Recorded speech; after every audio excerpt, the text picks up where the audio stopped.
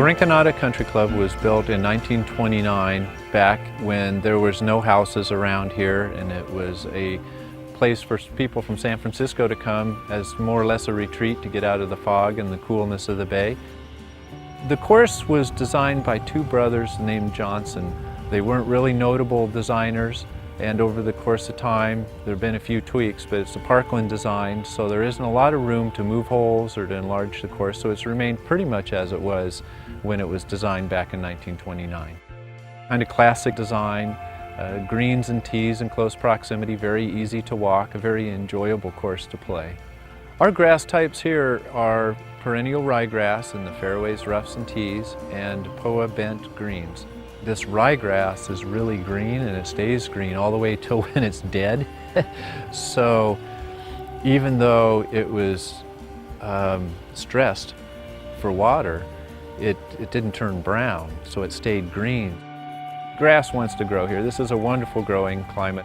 The soils are good, so I've got a lot of things going for me, and on the greens in particular, we just try to stay on top of it, not too much nitrogen, but we do have wonderful color. So a lot of my members and people who would bring guests, they'd come and they'd look at the golf course and they'd say, man, for a drought, you guys are sure green. Each water district was mandated by the governor to restrict their amount of water, and they were looking at 20 to 30% cutbacks across the board. It's changed how we look at water. We've always looked at water as a resource and been very cognizant of how much we were using, but when you have to cut back, you have to prioritize, knowing that some areas you're just going to have to turn off or severely cut back to the point where you're going to compromise playing conditions.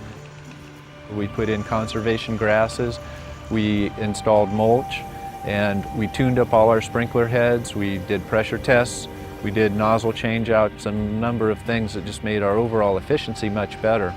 But it's paying attention every day to your soil moisture, making sure that your irrigation system is in tune and working well. So I've got lots of checks and balances that we go through every day as we go through the golf course with the use of moisture meters, soil probes, to identify the areas that are dry so that we're identifying and just irrigating those areas. That might mean if we're irrigating an area that we're using just a hose, or it might be that we're using a small sprinkler set, or we're actually turning on sprinkler heads. Turning on sprinkler heads being the last resort, but it's got to be part of our daily routine for us to be successful. We want to water heavily when we do water to get the water down into the root zone, so we're not having to come back in a couple days, and then also we're much more efficient.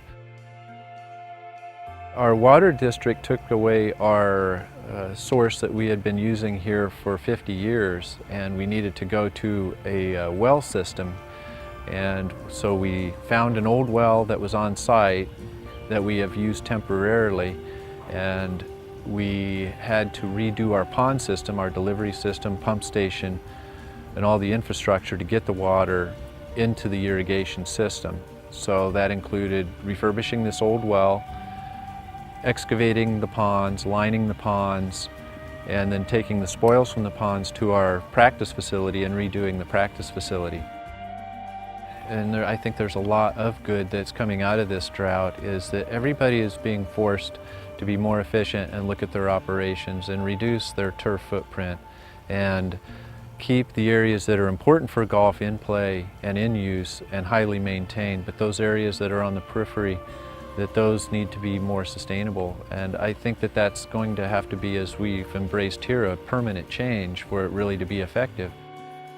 Any place across the country that's had a drought, I think they've been able to realize the same type of improvement in the efficiencies and make their golf course more sustainable.